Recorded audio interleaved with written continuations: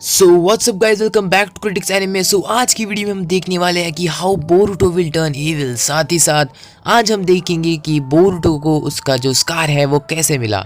And साथ ही साथ मैं ये बात भी कवर करना चाहता हूँ कि प्रोलॉग सीन में हमने देखा था कि बोरुटो वर्सेस कावाकी की फाइट होती है, जिसमें बोरुटो के पास उसका एक क्लोक होता है, उसका एक स्वॉर्ड होती है एंड एक हेयर बैंड होता है। कई ऐसी बातें चल रही है कि वो सारी की सारी चीजें सास्के ने बोरुटो को दी है। मीन सास्के मर चुका है एंड बोरुटो ने उसकी सारी चीजें उसको ट्रिब्यूट देते हुए उसको कवर करके आगे लाई है। बट मुझे नहीं लगता कि ऐसा हुआ होगा, तो इसी बातों को मैं आज कवर करने वाला हूँ इस वीडियो में। तो चलिए स्टार्ट करते हैं इस वीडियो को बिना किसी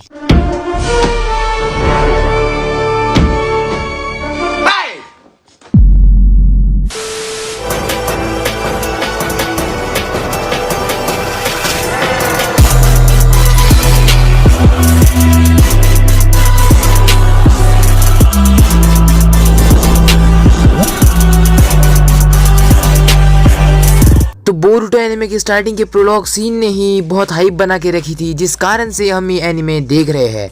बट वो सीन इस एनिमे में कब आएगा ये हमें भी पता नहीं है।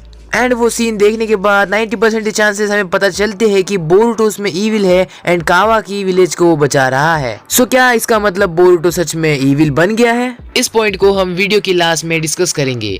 फाइट के दौरान हम देखते हैं कि बोरुटो के पास सास्के का क्लोक और उसका स्वॉर्ड होता है एंड उससे वो लड़ रहा होता है। सो कहीं ना कहीं हमें लगता है कि ये सच में सास्के का ही स्वॉर्ड है एंड क्लोक है, बट ऐसा नहीं है गाइस। देखो, ये बात मैं आपको क्लियर करना चाहता हूँ कि सास्के बोरुटो का मास्टर है एंड बोरुटो सास्के का एक स्टूडेंट है। उसी प्रकार सास्के भी किसी ना किसी का स्टूडेंट रहा होगा, साथ ही साथ नारुतो भी, एंड वो है Jiraiya and Orochimaru respectively. And हम ये कैसे भूल सकते हैं कि ट्रेनिंग के दौरान जो मास्टर्स होते हैं वो अपने स्टूडेंट्स को एक स्पेशल ड्रेस गिफ्ट करते हैं जो स्टूडेंट्स हमेशा के लिए पहनते हैं। सो जिराया ने भी नारुतो को एक ड्रेस दिया था जो नारुतो ने शिपुडेन में पूरे शिपुडेन में पहना था, एंड साथ ही साथ सास्के को भी ओरोचिमारू ने उसके जैसा ही एक ड्रेस दिया था। एंड ये जरूरी नहीं है कि वो सारा का सारा सास्के का होगा, सास्के ने गिफ्ट के तौर पर बोरुटो को दिया है। So as a master Sasuke ने भी ट्रेनिंग के दौरान बोरुटो को वो क्लोक, वो स्वॉर्ड एंड वो हेडबैंड दिया होगा। सो प्रोलॉग सीन में बोरुटो विलन बनकर कर क्या रहा है उसके बारे में तो मुझे उस किशिमोटो भैया से ही बात करनी पड़ेगी। अपने तरफ से मैं थ्योरी के हिसाब से आपको बताऊंगा कि बोरुटो विलन कैसे बनता है।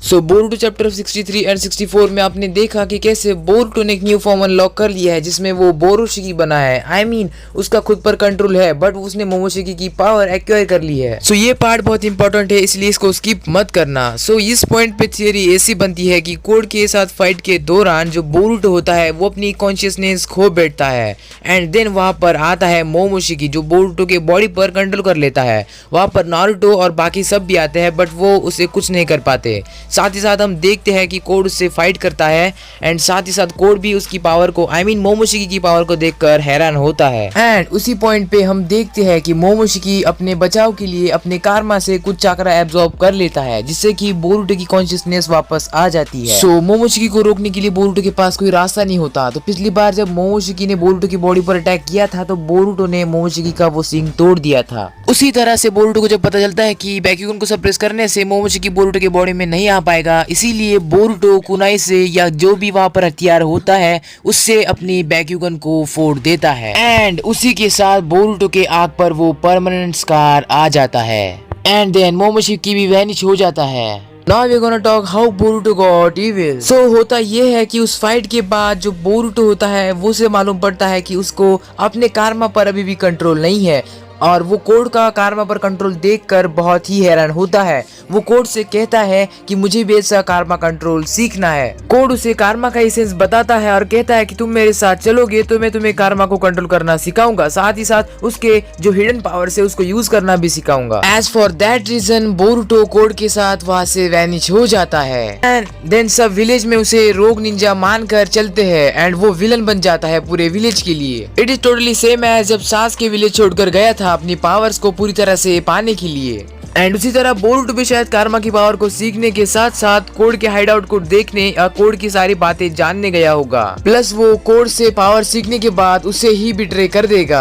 इन the prologue scene Boruto and Kawaki में कुछ मिसअंडरस्टैंडिंग हो जाती है, जिसमें कावाकी को लगता है कि बोरुटो के अंदर मोमोशिकी है एंड बोरुटो का उसकी बॉडी पर कंट्रोल नहीं है। साथ ही साथ कावाकी को यही मींस बोरुटो को लगता है कि कावाकी रोग हो चुका है एंड उससे गुस्सा आया हुआ है एंड वो विलेज को तबाह कर रहा है। सो कावाकी का यही मोटिव होता है कि वो बोरुटो को ठीक करे, मोमोशिकी को हरा दे और बोरुटो को वही भेज दे जहाँ पर उसने नारुतो को भेजा है, मतलब अपने सेफ प्लेस पर। बट शायद बोरुटो ने इसका गलत मतलब समझ लिया होगा, इसलिए उसने कहा था कि shinobi age is not over it. So इसी के साथ ये थ्योरी यहाँ पर कंक्लूड होती है। सो वेल आज का एपिसोड यही खत्म होता है। आपको वीडियो कैसा लगा कमेंट सेक्शन में जरूर बताना एंड कमेंट करना मत भूलना गाइस, क्योंकि उससे हमारी एंगेजमेंट बढ़ेगी और बाकी नारुतो फैंस के पास भी ये वीडियो पहुंच जाएगी। सो आप ये भी कमेंट कर सकते हो कि अगला वीडियो कौन से टॉपिक पे होना चाहिए। वेल मिलेंगे अगले एपिसोड में, तब तक के लिए गुड बाय।